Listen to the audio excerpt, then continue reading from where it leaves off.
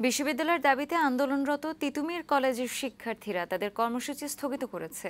মঙ্গলবার শিক্ষার্থীদের একটি প্রতিনিধি দল তথ্য উপদেষ্টা নাহিদ ইসলাম সহ শিক্ষা মন্ত্রণালয়ের সংশ্লিষ্টদের সঙ্গে বৈঠক করে। বৈঠক শেষে ক্যাম্পাসে ফিরে সংবাদ সম্মেলনে তারা এই ঘোষণা দেন।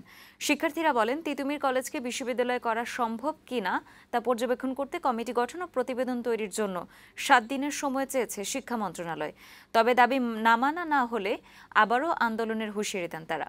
এছাড়া সোমবার আন্দোলন থেকে ট্রেনে হামলা ও আহতের ঘটনা অনাকাঙ্ক্ষিত দাবি করে দুঃখ প্রকাশ করেন শিক্ষার্থীরা।